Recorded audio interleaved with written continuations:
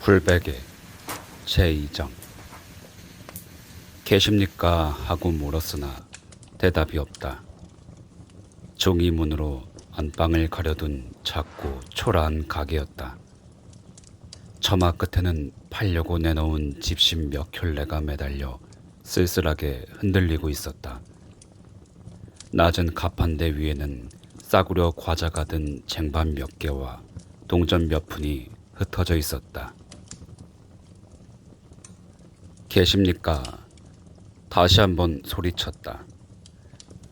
그제야 절구 위에 몸을 웅크리고 졸고 있던 수탉과 암탉이 깜짝 놀라 꿉꾸덕거리며 깨어났다. 진흙 화로에는 불기가 남아있어 다행이었다. 방금 전까지 내린 빗줄기에 화로 한쪽이 젖어 색이 변해 있었다. 화로 위에는 그을음이 새까맣게 앉은 주전자가 걸려 있었는데 너무나 검게 타서 이것이 흙으로 빚은 것인지 은으로 빚은 것인지 도무지 알 길이 없었다. 여전히 대답이 없기에 나는 사양치 않고 가게 안으로 들어가 화로 앞 벤치에 앉았다. 그러자 닭들이 부두덕거리며 절구에서 뛰어내려 마루 위로 올라갔다.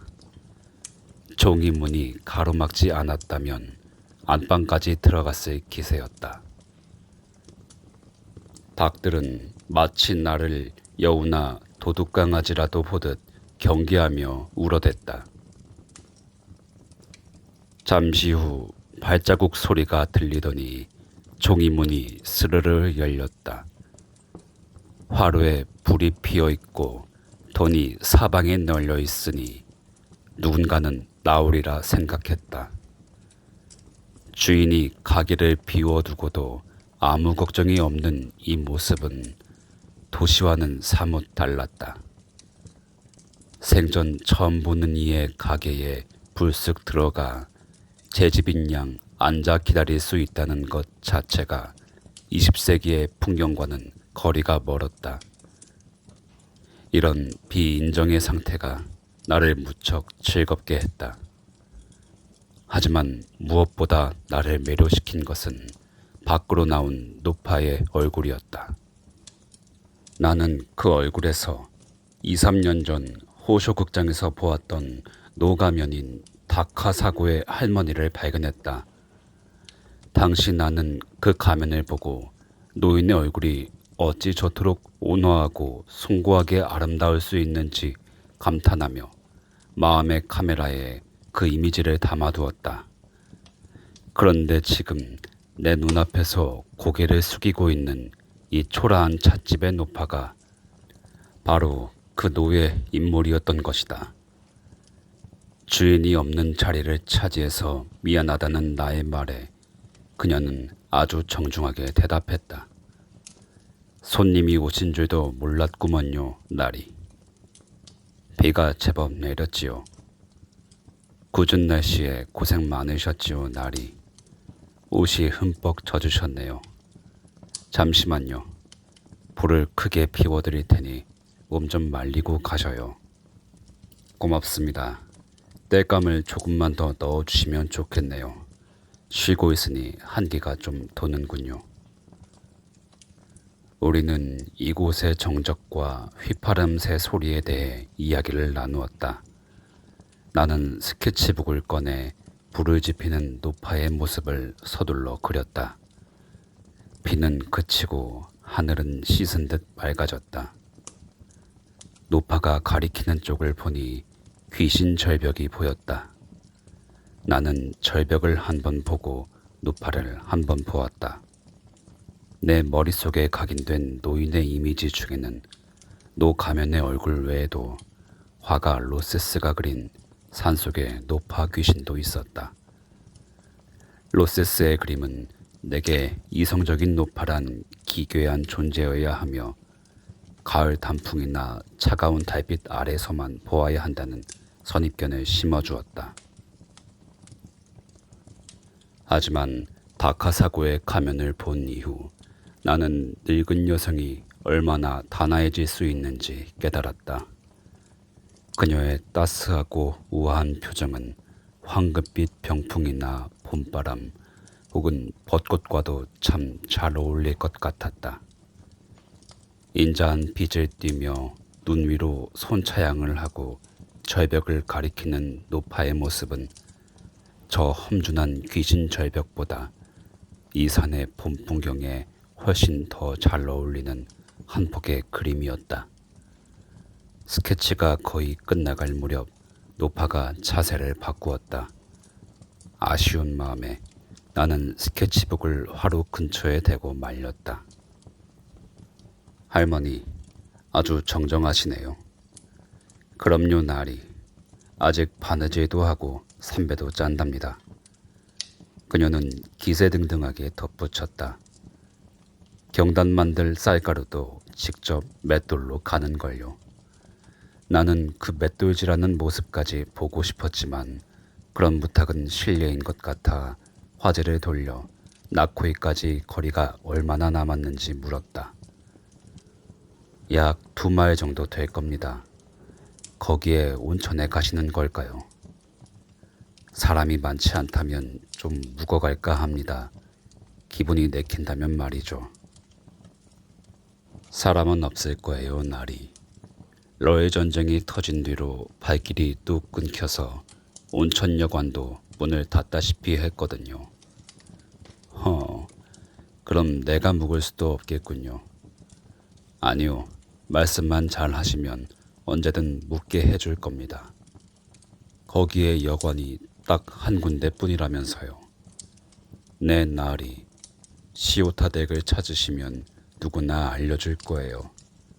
시오타 나으리는 마을의 부자라 그곳이 온천 휴양지인지 그분의 별장인지 모를 정도니까요. 그렇습니까? 손님이 있든 없든 그분에게는 상관없는 일이겠군요. 나리는 거기 처음 가시는 건가요? 아니요. 아주 오래전에 한번 가본 적이 있습니다. 대화가 잠시 끊겼다. 침묵 속에서 나는 다시 스케치북을 꺼내 수탉과 암탉을 그리려는데 멀리서 딸랑거리는 방울소리가 들려왔다. 그 소리가 내 머릿속에서 일정한 장단이 되어 울려 퍼졌다. 마치 꿈결에 이웃집에서 들려오는 절구질 소리를 듣는 것 같았다.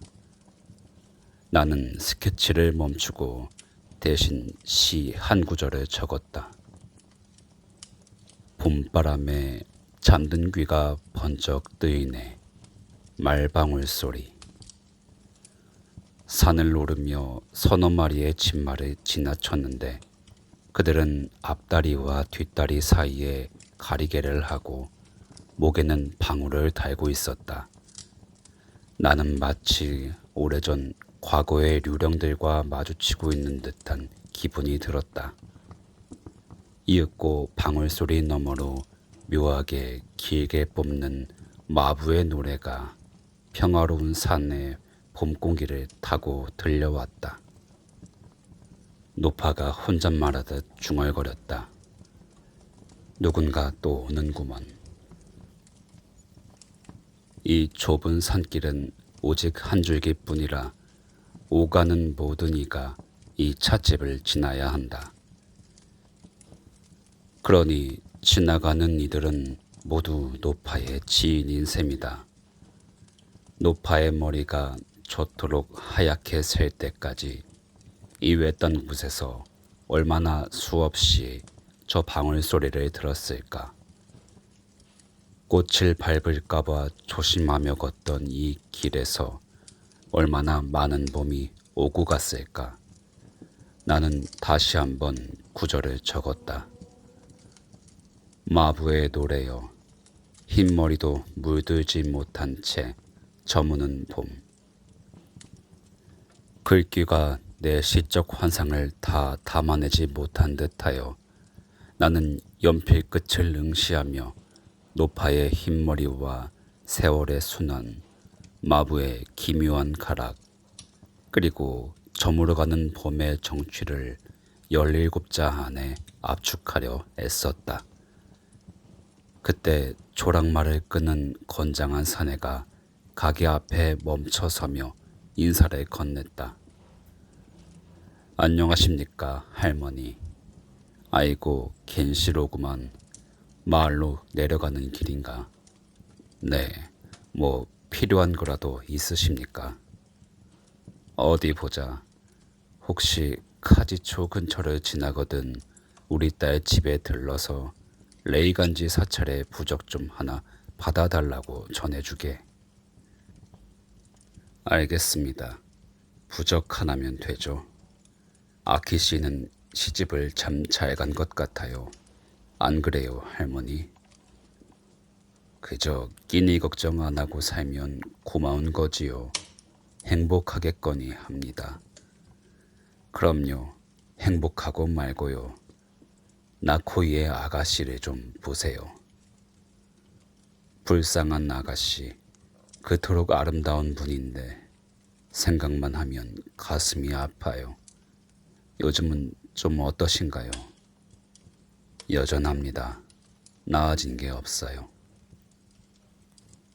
노파는 한숨을 쉬었고 켄 씨는 말의 머리를 쓰다듬으며 맞장구를 쳤다.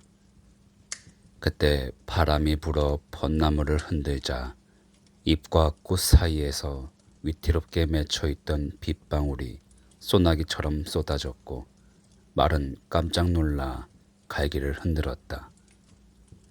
환상에 빠져있던 나는 켄 씨의 외침과 말방울 소리에 정신이 들었다. 노파가 말하고 있었다. 아직도 눈에 선하구먼요. 그 아가씨가 머리를 높게 올리고 예복을 입고서 말 위에 앉아 시집가던 그 모습을요. 맞아요. 배를 안 타고 말을 타고 가셨지. 여기서 잠시 멈췄었죠.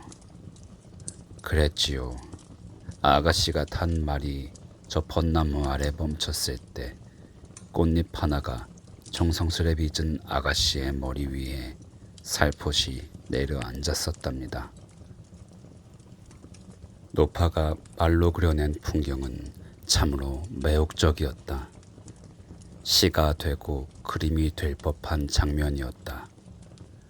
나는 눈앞에 그 아름다운 신부의 모습을 그려보며 스케치북에 적었다. 벚꽃 만발한 시절을 건너 말 위에 앉아 시집가는 신부여. 신부의 머리 모양과 옷차림, 말과 벚나무는 또렷이 보였지만 이상하게도 그녀의 얼굴만은 떠오르지 않았다. 이런저런 얼굴을 대입해보던 찰나 신부의 머리 아래로 갑자기 밀레의 그림 오피리어가 나타났다. 이건 아니야라고 생각하는 순간 신부의 예복과 말과 벚나무가 모두 사라져버렸다. 하지만 두 손을 모은 채 물 위에 떠있는 오피리오의 모습만은 연기처럼 희미하게 내 마음속에 남았다. 마치 유성꼬리의 잔상을 보는 듯한 기묘한 잔상이었다. 그럼 다녀오겠습니다, 할머니. 돌아오는 길에 또 들려요. 비 때문에 고생하셨는데 7굽이 언덕길이 꽤 험할게요. 방울 소리를 남기며 켄 씨와 말이 멀어져 갔다. 저분이 나코이 사람입니까? 네, 나코이의 겐베이 씨예요. 그러니까 저분이 언젠가 신부를 말에 태우고 이 산을 넘었다는 말씀이시죠? 나코이 댁 아가씨가 시집 갈 때 저분 말에 타고 지나갔지요. 벌써 5년 전 일이네요. 세월 참 빨라요. 거울을 볼 때만 머리가 새었다고 한탄하는 이는 행복한 사람이다.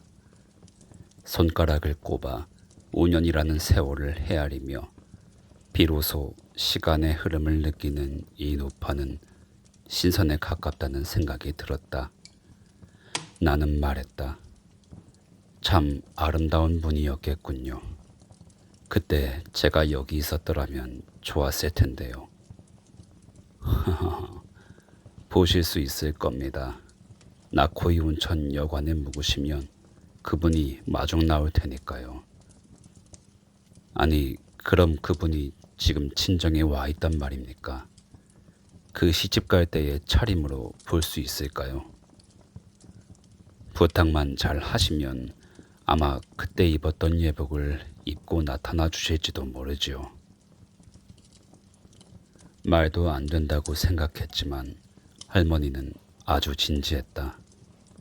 어쨌든 이런 인물들이 없다면 나의 비인정 여행도 따분하고 평범해졌을 것이다. 노파가 말을 이었다. 그 아가씨는 나가라의 처녀와 참 많이 닮았어요. 외모가 닮았다는 건가요? 아니요, 그 삶이요. 나가라의 처녀가 누굽니까? 옛날 옛적 이 마을의 자랑이었던 어느 부잣집의 아름다운 딸이었지요. 그런데 사사다와 사사베라는 두 남자가 동시에 그녀를 사랑하게 되었답니다. 그래서요. 사사다에게 갈 것인가, 사사베에게 갈 것인가. 그 아가씨는 며칠 밤낮을 고민하다가 결국 누구 하나를 선택할 수 없어 강물에 몸을 던져 목숨을 끊었답니다. 이런 시를 남기고서 말이죠. 가을 오면 억새 위에 맺히는 이슬처럼 나 또한 흔적 없이 사라지리라. 이 깊은 산속에서 노파의 입을 통해 이토록 고풍스러운 언어로 옛 이야기를 듣게 될 줄은 몰랐다. 여기서 동쪽으로 600야드쯤 내려가시면 길가에 5층 석탑이 보이실 겁니다. 그게 바로 그 처녀의 무덤이에요. 나코이로 가시는 길에 꼭 한번 들려보세요. 나는 반드시 그 무덤을 보겠노라 다짐했다. 노파가 이야기를 계속했다. 나코이 아가씨에게도 불행하게 두 구원자가 나타났었지요. 한 명은 교토에서 학교 다닐 때 만난 청년이었고 다른 한 명은 성곽마을 부잣집 아들이었어요. 그래서 누구를 택했습니까? 본인은 교토의 연인을 택하고 싶었지만 아버지가 성곽마을의 청년과 결혼하라고 강요했지요. 그럼 강물에 빠지는 대신 결혼을 한 거군요. 남편은 아가씨를 끔찍이 아꼈고 비위를 맞추려 했었지만 아가씨는 행복하지 않았어요. 그러다 전쟁이 터지고 남편이 일하던 은행이 문을 닫고 집안이 망하면서 아가씨는 나코이의 친정으로 돌아오게 됐죠. 사람들은 아가씨가 정이 없고 배은망덕하다고 수군대기도 했고요. 어릴 적엔 참 수줍고 얌전했는데 요즘은 부쩍 드세졌다고 겐베이 씨가 지나갈 때마다 안쓰러워 하더라고요. 나는 더 이상 듣고 싶지 않았다. 소중한 환상이 깨질 것 같았다. 노파의 이야기는 다시 인간사의 고통과 걱정으로 얼룩지기 시작했고 막 신선의 경지에 다다른 내게서 누군가 마법 지팡이를 뺏으려 하는 기분이 들었다. 7굽이 언덕에 험난한 고비를 넘기며 여기까지 온 수고와 집을 나선 이유 자체가 무색해질 판이었다. 삶의 이런저런 일들이 어느 정도까지는 괜찮지만 그 선을 넘는 순간 새 속의 냄새가 피부 구멍을 통해 스며들며 몸이 오염된 듯 무겁게 느껴진다. 나는 벤치 위에 동전 한 잎을 내려놓으며 마지막 인사를 건넸다. 낙코이까지는 외길이지요, 할머니. 그 처녀 무덤에서 오른쪽 내리막길로 접어드시면 반마일 정도 단축될 거예요. 길은 좀 험하지만 나리 같은 젊은 분이라면 지름길로 가시는 게 낫겠지요. 이리 큰 돈을 주시니 감사합니다. 부디 조심히 가셔요, 나리.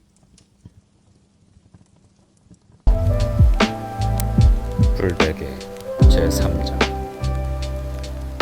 어젯밤은 참으로 기묘한 시간이었다. 밤 8시쯤 여관에 도착했다. 여관은 이미 밤을 맞이해 문을 닫은 상태였고 불빛조차 희미했다. 집의 구조나 정원의 생김새는커녕 동서남북조차 가늠할 수 없었다. 나는 그저 안내자의 뒤를 따라 코를 꿰인 듯 길고 굽이진 복도를 지나 복도 끝에 있는 작은 육첩방에 짐을 풀었다. 오래전에 와본 적이 있다지만 풍경이 완전히 변해버려 도무지 어디가 어디인지 알 길이 없었다. 저녁을 먹고 온천물에 몸을 담근 뒤 방에서 차를 마시고 있노라니 한 젊은 처녀가 들어와 잠자리를 보아주겠다고 했다.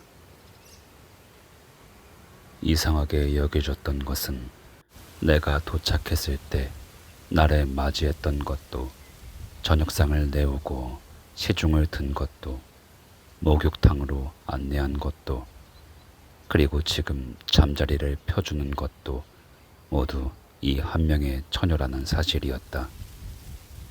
이 집의 모든 일을 간요리 어깨에 짊어진 듯 했는데 그러면서도 입 밖으로는 거의 말을 내뱉지 않았다. 그렇다고 촌스러운 시골 처녀라고 한다면 그녀에게 실례일 것이다.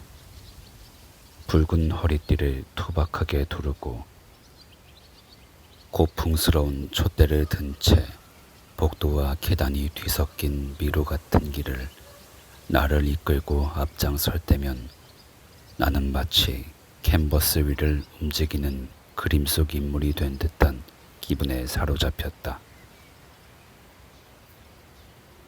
그녀는 저녁 시중을 들며 요즘 손님이 없어 다른 방들은 청소가 되어 있지 않으니 가족들이 쓰는 이 방에서 묵는 것을 양해해 달라고 했다. 잠자리를 다 살핀 후에는 편안히 쉬십시오라는 인간미 섞인 인사를 남기고 방을 나섰다. 내 귀는 구불구불한 복도를 따라 멀어져가는 그녀의 발소리를 쫓았고 마침내 발소리가 완전히 사라졌을 때 정막이 찾아왔다. 세상에 나 홀로 남겨진 듯한 기분이었다. 살면서 이런 경험을 한 적이 딱 한 번 더 있었다. 오래전 보슈의 다테야마에서 태평양 해안을 건너가 츠사에서 조시까지 해변을 따라 걸었을 때다. 가는 길에 어느 이름 모를 여관에서 하룻밤을 묵었는데 집은 굉장히 넓었으나 사는 사람은 여인 둘뿐이었다. 하룻밤 묵어갈 수 있겠느냐는 물음에 나이 든 여인은 고개를 끄덕였고 젊은 여인은 이쪽으로 오라며 나를 안내했다. 황폐하고 벌어진 듯한 넓은 방들을 지나 다락방 같은 2층 방으로 올라갔다. 3개의 계단을 올라 방에 들여서는데 저녁바람에 처마 및 대나무 숲이 서걱거리며 내 머리와 어깨를 스쳤다. 그 소리가 어찌나 서늘한지 뼛속까지 한기가 느껴졌다. 낡아서 부서질 듯한 마루를 밟으며 나는 내년 봄이면 대나무 싹이 마루를 뚫고 올라와 방을 차지하겠다고 중얼거렸지만 젊은 여인은 대답 대신 그저 싱긋 웃으며 사라졌다. 그날 밤 대나무 숲의 서걱거림 때문에 한숨도 자지 못했다. 종이문을 열어보니 맑은 여름 달빛 아래 울타리도 없는 황량한 정원이 펼쳐져 있었고 그 너머로 거대한 바다가 포효하며 인간 세상을 삼킬 듯 달려들고 있었다. 나는 모기장 속에 갇힌 채 신경을 곤두세우며 뜬 눈으로 밤을 지새웠다. 마치 괴담 속의 한 페이지에 갇힌 기분이었다. 나코이에서의 첫날 밤도 그때와 같은 기묘한 공기가 흘렀다. 자리에 누워 천장을 바라보다 문득 벽 높이에 걸린 붉은 액자의 글귀가 눈에 들어왔다. 주경소 진진불기, 즉 대나무 그림자가 땅을 쓰나 먼지는 일지 않는다는 7글자가 대철이라는 낙관과 함께 적혀 있었다. 잠시 서체에 감탄하다 옆에 걸려있는 자쿠추의 그림으로 시선을 옮겼다. 한 발로 서 있는 학의 모습이 거침없는 붓질로 그려져 있어 무척 마음에 들었다. 그러다 어느샌가 나는 깊은 잠에 빠져 꿈의 세계로 접어들었다. 꿈속에서 나가라의 처녀가 긴 소매의 예복을 입고 조랑말에 탄 채 산을 넘고 있었다. 사사배와 사사다라는 두 남자가 나타나 그녀를 가로채려 싸우기 시작했고 그 순간 처녀는 돌연 오필리어로 변해 버드나무 가지에 매달려 강물을 따라 흘러갔다. 그녀는 감미로운 노래를 부르고 있었다. 그녀를 구해야 한다는 생각에 나는 긴 장대를 들고 강변을 따라 달렸다. 하지만 그녀는 저항하기는커녕 미소를 지으며 노래를 불렀고 조류에 밀려 어디론가 멀리 사라져갔다. 나는 장대를 어깨에 맨 채 목이 터져라 그녀를 불렀다. 나의 외침에 잠이 깼다. 온몸이 땀에 젖어 있었다. 시적인 환상과 속세의 집착이 뒤섞인 묘한 꿈이었다. 송나라의 대해선사는 깨달음을 얻어 만물에 자유로워졌음에도 꿈속에서 일어나는 잡념만은 어쩌지 못해 괴로워했다고 한다. 당연한 일이다. 평생 예술을 탐구하는 자가 꿈속에서조차 아름다운 꿈을 꾸지 못한다면 체면이 서지 않는 일이다. 내가 꾼 이런 꿈은 시도 그림도 될 수 없다. 그런 생각을 하며 몸을 뒤척이는데 종이문 위로 달빛이 비쳐 나뭇가지 그림자가 흔들리고 있었다. 밤은 나처럼 밝았다. 환청이었을까? 어디선가 낮은 노랫소리 혹은 읊조리는 소리가 들려왔다. 꿈속에서 현실로 흘러나온 소리인지 현실의 목소리가 꿈으로 스며든 것인지 확인하려 귀를 쫑긋이 세웠다. 분명 누군가 노래를 부르고 있었다. 가늘고 낮은 목소리였지만 잠들려는 봄밤의 공기를 가냘프게 흔들고 있었다. 기이하게도 바로 곁에서 들리는 소리가 아님에도 가사만은 또렷하게 고막을 울렸다. 그것은 바로 나가라의 처녀의 노래였다. 가을 오면 억새 위에 맺히는 이슬처럼 나 또한 흔적 없이 사라지리라. 노랫소리는 처음엔 툇마루 근처에서 들리는 듯 하더니 점차 멀어졌다. 갑자기 끊기는 소리는 당혹감을 주지만 여운은 남기지 않는다. 단호한 목소리는 듣는 이의 마음도 단단하게 만든다. 하지만 한계도 없이 가늘어지다 사라지는 소리는 찰나를 쪼개고 시간을 나누어 붙잡고 싶게 만들며 보는 이의 무력감과 절망을 깊게 한다. 그 소리는 꺼져가는 등불처럼 죽어가는 사람의 숨소리처럼 희미해져 갔다. 그 애간장을 녹이는 노래 속에는 온 세상 봄날의 모든 슬픔이 응축되어 있는 듯했다. 나는 침구 속에 몸을 놓인 채 노래를 경청했다. 소리가 점점 멀어질수록 내 귀는 그 뒤를 쫓아야만 할 것 같은 강박에 사로잡혔다. 마침내 아무리 귀를 기울여도 더 이상 들리지 않게 된 순간 나는 참지 못하고 침구 밖으로 몸을 뺐다. 종이문을 열고 툇마루로 나섰다. 하반신에는 달빛이 쏟아졌고 밤옷 위로 나무 그림자가 물결쳤다. 물론 문을 연 순간에는 그런 세세한 풍경 따위는 눈에 들어오지 않았다. 사라져가는 그 소리는 어디로 갔는가? 소리가 사라진 방향을 쫓아 눈을 돌렸다. 거기 달빛 아래 꽃핀 명자나무를 등지고 서 있는 희미한 그림자를 보았다.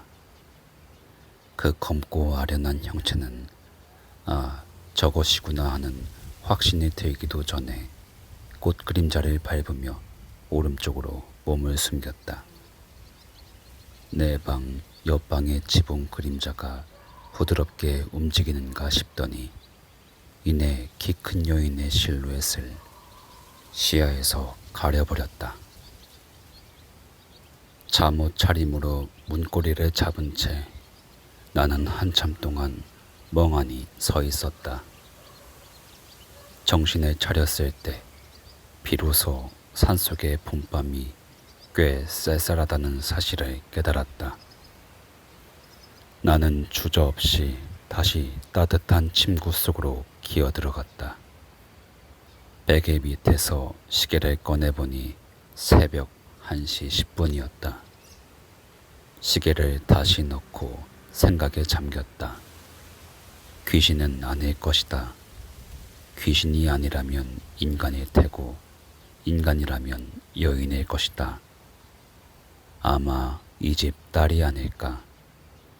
그렇다면 남편과 헤어지고 친정으로 돌아온 젊은 여자가 이 깊은 밤중에 산으로 이어지는 정원을 서성인다는 건 예법에 어긋나는 일이다. 어쨌든 잠은 달아나 버렸다. 베개 밑에 시계가 자지 말고 생각하라며 집요하게 똑딱거렸다. 평소엔 들리지도 않던 소리가 그날 밤에는 유난히도 크게 울렸다. 무서운 일도 그 무서움이라는 형태 자체로만 바라보면 시가 된다. 기괴하고 으스스한 풍경도 나 자신과 분리해서 생각하면 그림이 될 수 있다. 시련의 아픔조차 그 슬픔과 고뇌를 객관적인 영상으로 바라볼 수 있다면 훌륭한 예술적 주제가 된다. 어떤 이들은 고통을 즐기기 위해 일부러 시련을 겪는 척하기도 한다. 범인들은 그들을 미친놈이라 비웃겠지만 예술가란 존재하지 않는 풍경을 창조해 자신만의 세계에 사는 사람들이니 그들 또한 나름의 예술적 입장에 서 있는 셈이다. 이런 관점에서 보면 예술가란 일상의 상식이라는 모서리를 깎아낸 삼각형의 세계에 사는 이들이다. 세속의 눈으로 보면 바보나 광인과 다를 바 없다.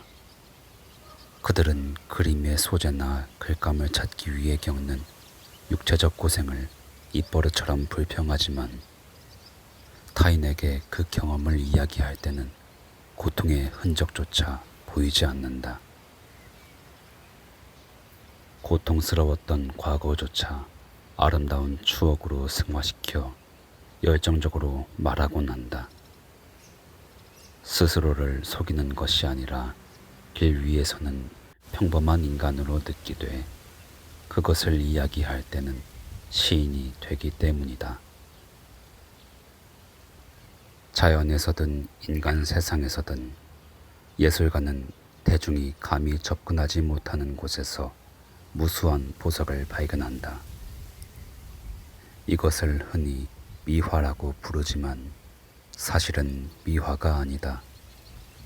빛과 색채는 원래 이 세상에 존재해왔다. 다만 사람들의 눈이 속세의 굴레에 묶여 있고 성공과 번영이라는 생각에 짓눌려 보지 못했을 뿐이다. 터너가 기차의 아름다움을 보여주기 전까지 아무도 기차를 시적으로 보지 못했고 옥효가 유령의 미학을 보여주기 전까지 세상은 유령을 그저 두려워만 했다. 방금 내가 본 그림자도 그 현상 자체만으로 충분히 시적이었다. 깊은 산속의 고요한 온천, 봄밤의 꽃 그림자, 달빛 아래 들려오는 부드러운 노래, 몽환적인 여인의 실루엣, 이 모든 것이 화가에게는 최고의 소재다. 그럼에도 나는 그 환상 뒤에 무엇이 있는지 불필요하게 파헤치려 했고 엄습해오는 공포 때문에 정작 눈앞에 우아하고 그림 같은 풍경을 놓치고 말았다. 시인이나 화가가 되기엔 아직 수련이 부족하다는 자책이 들었다. 아브루초의 산적대에 합류했다는 이탈리아의 화가 살바토르 로자의 결단력이 부러워졌다. 스케치북 하나 들고 집을 나선 몸이라면 그 정도의 기계는 있어야 하지 않겠는가. 이런 상황에서 어떻게 하면 다시 시인의 마음을 되찾을 수 있을까? 방법은 간단하다. 나의 감정을 객관화하여 내 앞에 놓아두고 마치 타인의 일인 양 한 걸음 물러나 차분하게 관찰하는 것이다. 시인은 죽을 때 자신의 몸을 해부해 병의 원인을 밝혀야 할 의무가 있다. 그 가장 쉬운 방법은 눈앞의 모든 것을 17자의 하이쿠로 압축하는 것이다. 하이쿠는 세상에서 가장 짧은 시다. 아침에 세수할 때나 전철에 타고 갈 때도 지을 수 있다. 분노가 치밀어 오를 때 그것을 하이쿠로 옮기면 그 순간 분노는 내 몸 밖으로 나가 객관적인 대상이 된다. 슬퍼서 눈물이 날 때도 하이쿠를 짓다 보면 슬픔은 사라지고 눈물 흘릴 줄 아는 인간이라는 사실에 기쁨을 느끼는 자아만 남게 된다. 나는 평소의 지론을 실천해 보기로 했다. 자리에 누워 어젯밤의 사건들을 하이쿠로 옮기기 시작했다. 잊어버리지 않도록 베개머리에 스케치북을 펼쳐두고 떠오르는 대로 적어 내려갔다. 해당화 이슬 터는 광기 어린 모습인가. 첫 구절을 적어보았다. 그리 매혹적이진 않지만 오싹한 기분은 가셨다. 꽃 그림자 속 여인의 그림자도 아련해라. 글자 수가 좀 남지만 괜찮다. 마음의 평온을 되찾는 것이 목적이니까.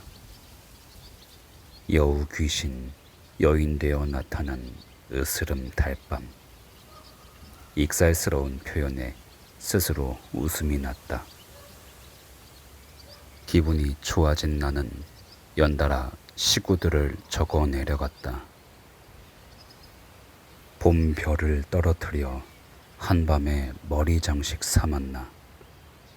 봄밤의 구름에 젖어 있는 감은 머리. 봄밤이여, 오늘 밤 노래하는 당신의 모습. 명자나무 그림 속에서 걸어 나온 듯한 달밤이구나. 노래소리 때때로 달빛 아래 봄을 이리저리 수놓네. 마음 굳게 먹고 깊어가는 봄밤을 홀로 지키네.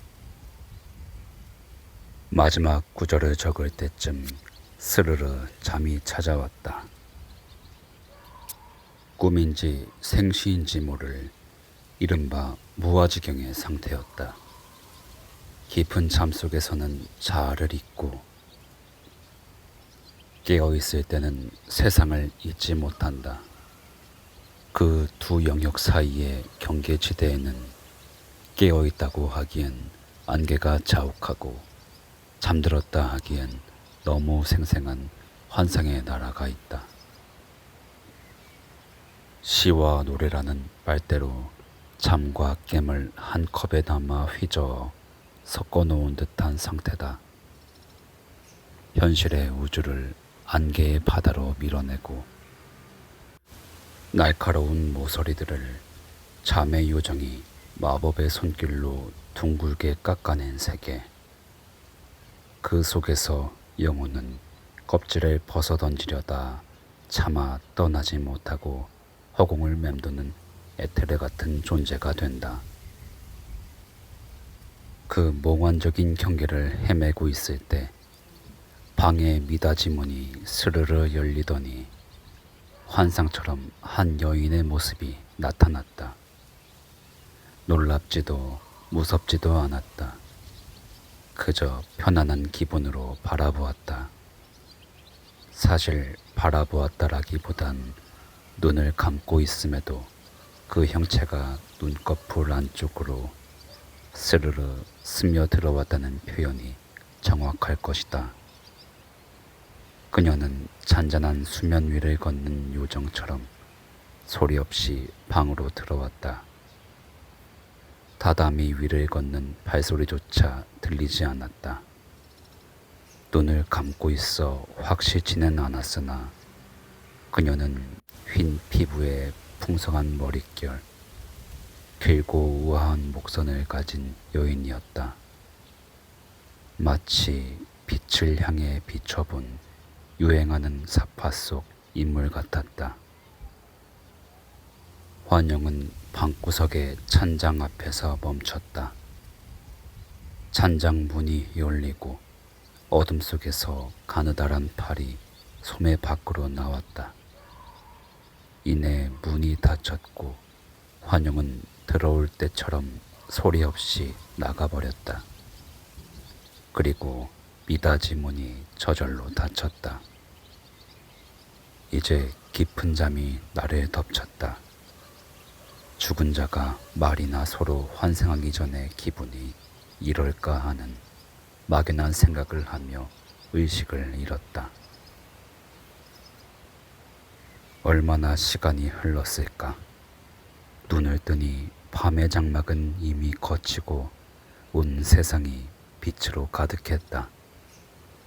밝은 봄 햇살이 창문에 대나무 격자 무늬를 선명하게 새겨놓고 있었다. 어젯밤에 귀기한 환영들이 숨어들 곳 따위는 지상 어디에도 없어 보였다. 신비로운 유령은 강 건너 저 세상으로 도망쳐버린 모양이다.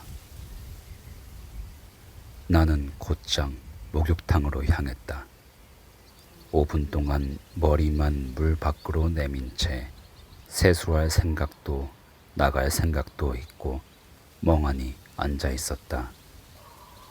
어젯밤에는 어째 그리 기묘한 심경이었는지 밤과 낮의 경계선을 넘는 것만으로 세상이 어떻게 이토록 뒤집힐 수 있는지 신기할 따름이었다. 몸에 물기도 닿지 않은 채 멍하니 밖으로 나가려는데 안에서 문을 여는 순간 밖에서 여자의 목소리가 들려왔다. 안녕히 주무셨어요. 어젯밤 잠자리는 편안하셨나요? 전혀 예상치 못한 인사에 나는 대답할 타이밍을 놓치고 말았다. 그러자 목소리의 주인공이 내 뒤로 와서 부드러운 유카타를 어깨에 걸쳐주며 말했다. 이걸 입으세요. 가만히 계시고요. 살결에 닿는 옷감이 기분 좋게 부드러웠다. 그제야 나는 정신을 차리고 고맙습니다라고 한마디 내뱉을 수 있었다.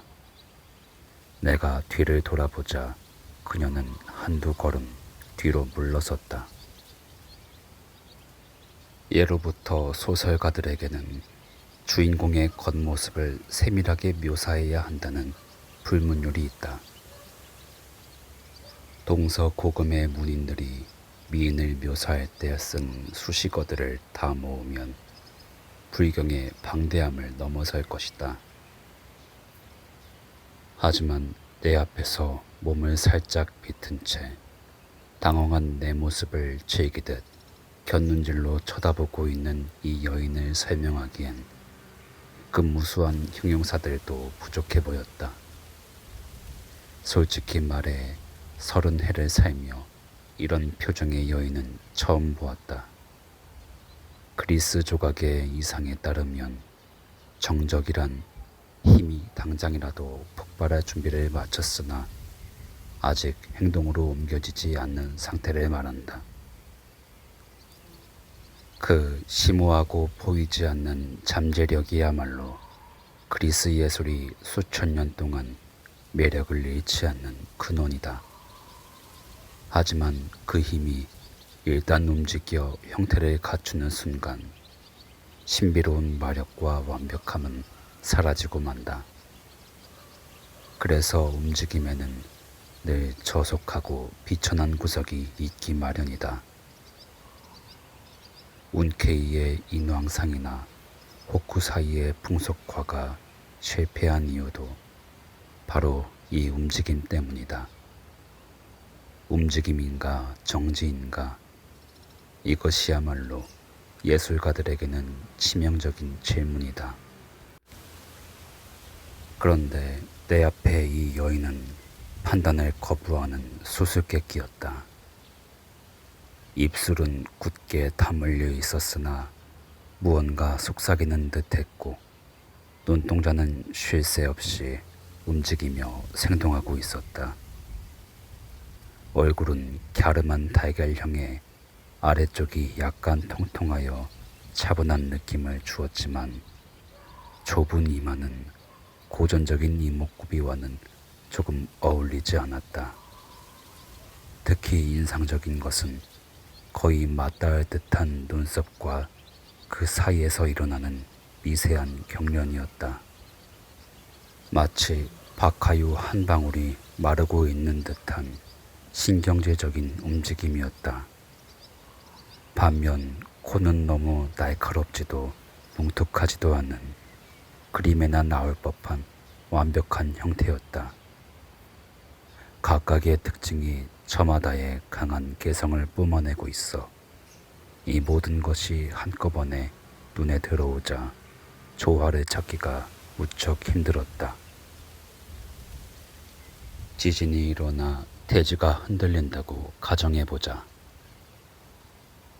자신의 본성에 어긋나는 움직임을 깨닫고 다시 평온을 되찾으려 애쓰지만 이미 잃어버린 균형의 힘에 끌려 제멋대로 움직이게 된 상태.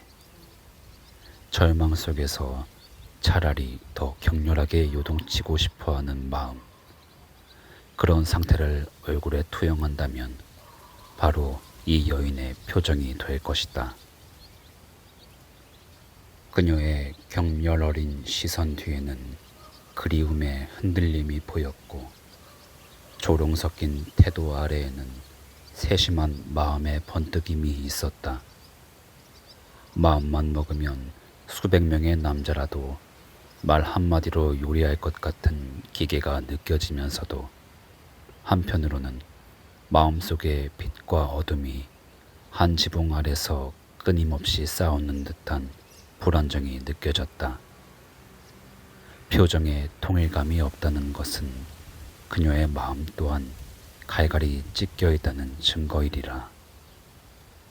그리고 마음이 그러하다는 것은 그녀가 살아온 세상 또한 혼란스러웠음을 의미한다. 그녀는 불운의 별 아래서 고군분투하는 여인의 얼굴을 하고 있었다. 고맙습니다. 나는 다시 한번 가볍게 목례했다. 방 청소는 다 해두었어요. 가보시면 알 거예요. 나중에 다시 올게요. 그녀는 말을 마치자마자 몸을 획 돌려 복도 저편으로 가볍게 사라졌다. 나비 모양으로 올린 머리 아래로 하얀 목덜미가 보였다. 늘씬한 허리를 감싸고 있는 검은 세틴 허리띠가 무척 인상적이었다. 아마 한쪽 면만 세틴으로 된 허리띠일 것이라고 생각하며 나는 그녀가 사라진 복도를 한참 동안 바라보았다.